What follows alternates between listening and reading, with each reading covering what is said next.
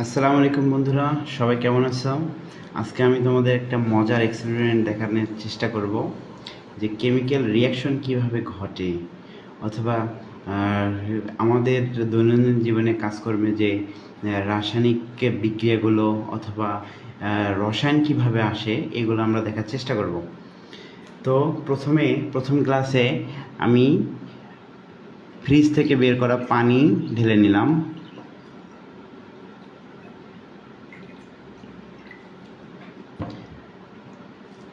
দ্বিতীয় গ্লাসটিতে আমি নর্মাল পানি ঢেলে নিলাম।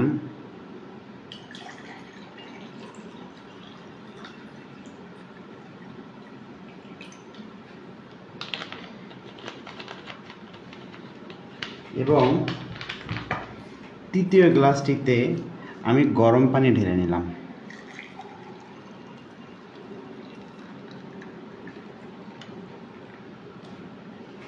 এখন মজার রিঅ্যাকশন দেখার চেষ্টা করব।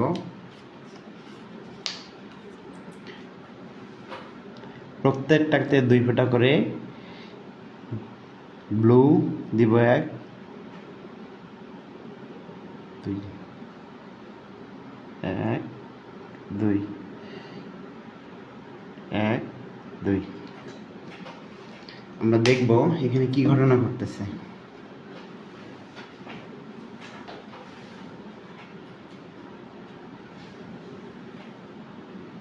লক্ষ্য করা যাচ্ছে যে গ্লাসে গরম পানি ছিল সেটা খুব দ্রুত ছড়িয়ে পড়েছে,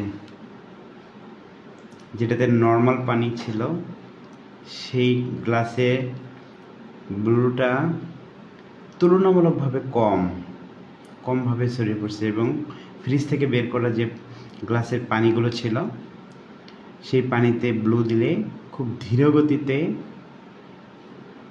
মিশে যাচ্ছে। এই ঘটনাটা কেন ঘটলো, যদি কারো উত্তর জানা থাকে কমেন্টে জানায়। ধন্যবাদ সবাইকে। আসসালামু আলাইকুম।